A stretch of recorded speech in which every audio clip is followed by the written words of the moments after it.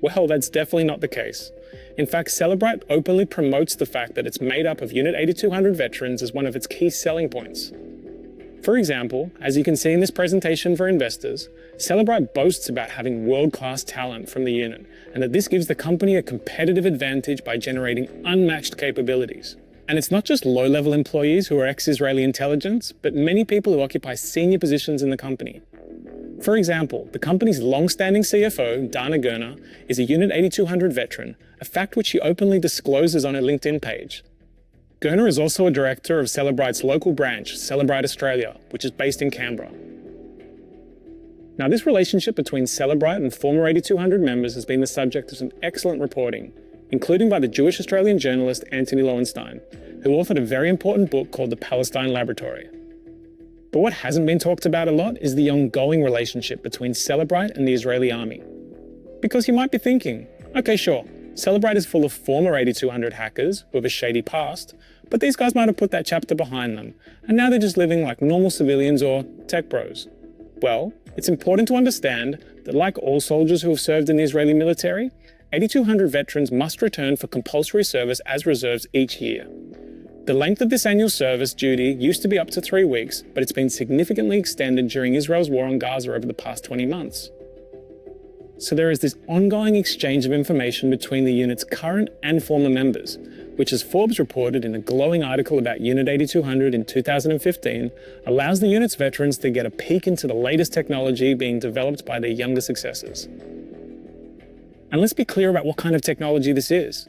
It's technology that is used for mass surveillance in the West Bank, mass killing in Gaza, and for cyber warfare in neighboring countries. Beyond this overlap between the company and Israeli intelligence personnel, Cellebrite appears to be actively supporting the Israeli army as it carries out its brutal offensive in Gaza, which is considered to be a genocide by most human rights organizations and genocide scholars.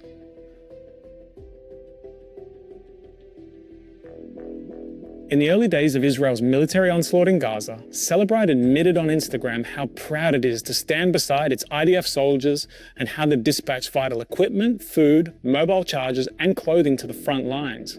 There are 2 photos from this post that I want to show you. In the first shot, you can see soldiers with a box of goodies gifted by Cellebrite. In the second shot, you can see armed soldiers who either appear to be in Gaza or getting ready to invade Gaza, wearing t-shirts donated by Cellebrite emblazoned with the company's slogan, "Doing Good." Yes, doing good. In November 2023, when Israel's ground offensive in Gaza was in full effect, then CEO Yossi Carmel said that those on the front line are risking their lives for the country. Our mission is to take care of economic security during the war and the day after. More importantly though, he went on to say that Cellebrite had done a lot to assist Israeli law enforcement and special operations in times of crisis, but said he couldn't discuss this in detail. Now, the precise nature of Cellebrite's involvement in Gaza is of course shrouded in secrecy. We know that the Israeli army is using it to crack the phones of Palestinians it takes captive in the besieged enclave. And it's also been reported in the Israeli military that Cellebrite's received funding from the Pentagon to develop a product to identify, map and expose what it describes as Hamas terrorists, which, as we've seen over the last 20 months, can mean anyone from journalists to doctors, bakers, and even school children. But beyond this, we're really in the dark about Cellebrite's role in Gaza. Apart from Gaza, Cellebrite also plays an important role in the military occupation of the West Bank. For example, the Israeli army uses the company's software to hack the phones that it seizes not only from Palestinians, but also countless foreign peace activists and journalists there. This use of Cellebrite technology is of course unlawful in circumstances where Israel's occupation of the Palestinian territories itself is unlawful, as was recently confirmed by the International Court of Justice in its advisory opinion handed down in July last year.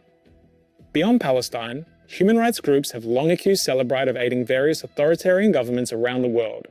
In 2016, it was revealed that the Bahraini regime, which is one of the worst human rights records in the world, was a client of Cellebrite and had used its technology to download the phone of a blogger who had reportedly been arrested and tortured simply for speaking out against human rights abuses there.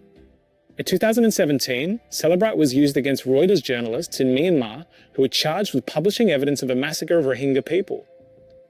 In 2021, the Israeli media outlet Haaretz published an article claiming that Cellebrite was being used by the Bangladeshi paramilitary unit, the Rapid Action Battalion, which is accused of extrajudicial killings and torture of hundreds of civilians.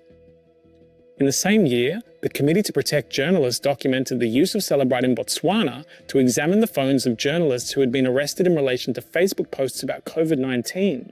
And these are just 4 of countless examples of Cellebrite being allegedly used by regimes with appalling human rights records. Other notable Cellebrite clients include the Kingdom of Saudi Arabia, the UAE, and Georgia. In the West, Cellebrite products were also used in ways that many would find very controversial. For example, in the USA, some universities have been accused of using Cellebrite technology as part of their crackdown on students engaging in peaceful pro-Palestine activities on campus. Cellebrite is also used extensively by US Immigration and Customs Enforcement, or ICE, which perhaps explain why the company's share price hit an all-time high on the day after the election victory of Donald Trump, who had campaigned on an aggressively anti-immigration platform. And this is nothing new, really, as Cellebrite has been openly promoting its tools to Western governments for use against asylum seekers since at least 2019. So I think that's enough for you to get an idea about the type of company that Cellebrite is. Now I want to talk a bit about what Cellebrite technology can do. Cellebrite offers a range of products for accessing and analyzing digital data.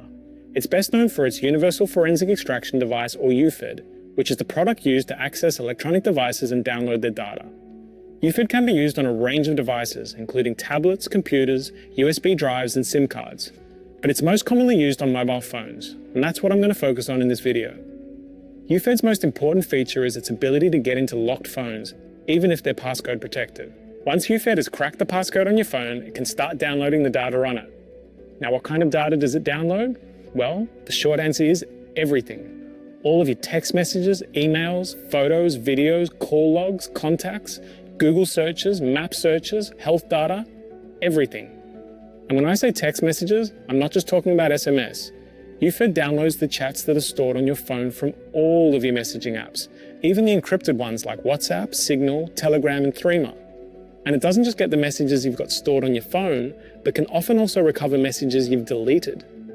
Importantly, UFED also downloads all of the metadata on your phone, which is the data about the data.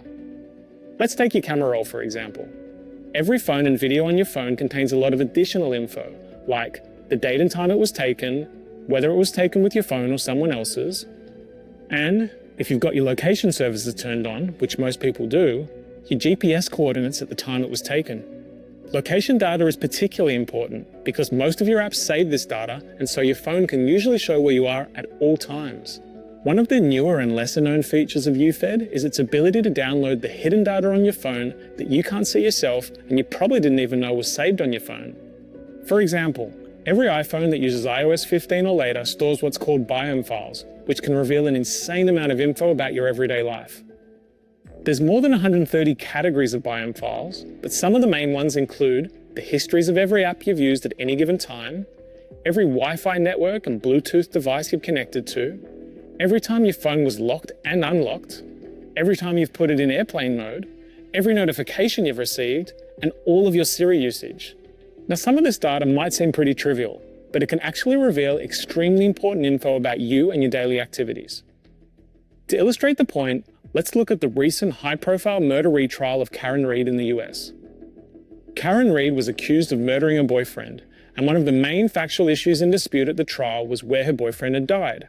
The prosecution argued that Ms. Reed had killed her boyfriend outside the home of one of his mates, whereas her lawyers had claimed he could have been killed inside the house.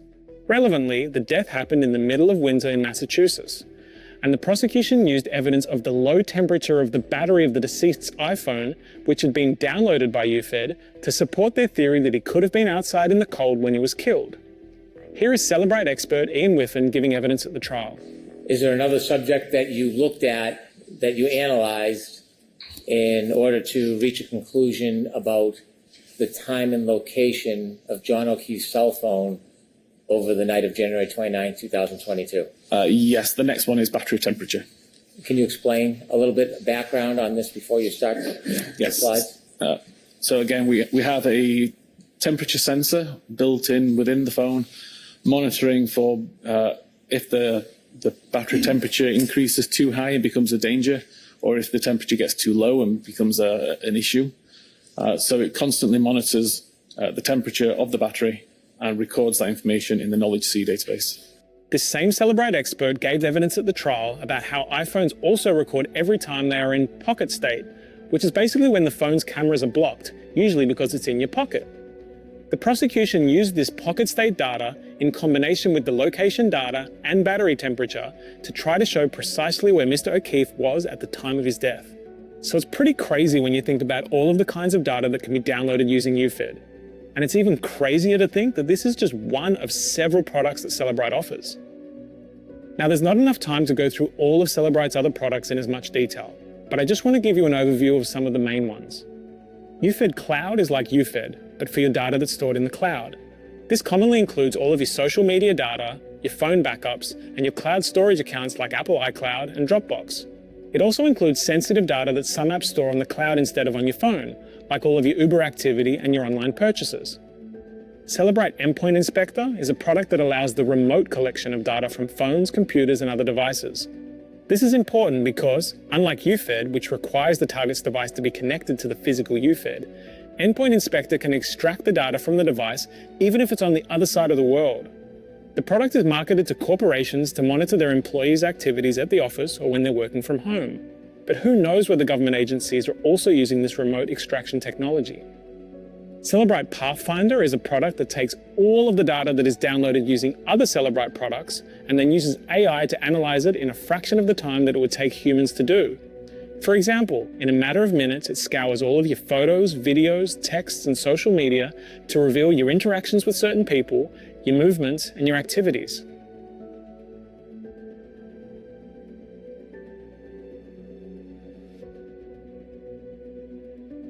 So that's an overview of the main products that Cellebrite currently offers. But it's important to remember that the hacking capabilities of this company are constantly evolving.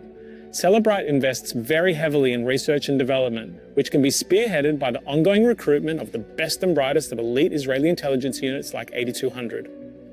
In addition, the company acquires other cybersecurity companies so that it can take their IP and use it to expand Cellebrite's surveillance capacity. A very recent example of this is Cellebrite's $200 million purchase of the US startup Corellium, which specializes in hacking phones via different means. Corellium is no stranger to controversy itself, having reportedly offered its product to companies with appalling human rights records, such as the Israeli corporation NSO Group, which is responsible for the infamous Pegasus spyware that was used by repressive regimes around the world against journalists and human rights activists. It's worth mentioning that, like Cellebrite, NSO Group recruits almost exclusively from Israeli intelligence units, including 8200, for its research team. Okay, so now it's time to talk about the really problematic ways that Cellebrite technology is used in Australia. Before I get into the detail, I just want to explain a basic principle that the government at least usually pays lip service to when making laws that infringe upon our privacy. It's long been recognised that there is this tension between, on the one hand, the public interest in the police being able to have the tools they need to fight crime, and, on the other hand, the interests of people in having their privacy and civil liberties protected. Lawmakers claim that they try to strike the right balance between these two competing interests, and the way that they normally do this is by strictly regulating the use of powers that undermine our privacy, and by creating mechanisms for external oversight and review of these powers. So let's take phone tapping as an example. Intercepting someone's phone calls without them knowing is obviously a highly invasive form of surveillance, and it's for this reason that it's highly regulated. For example, only a handful of agencies are allowed to do it. They generally need a warrant first, and they can only get a warrant in fairly limited circumstances. On top of that, each year the Federal Attorney General publishes a report about telephone interception, which sets out info about the extent of phone tapping in Australia and how effective it's been. This kind of accountability is vital because it's the only way to know if these powers are being abused and if they're actually getting results.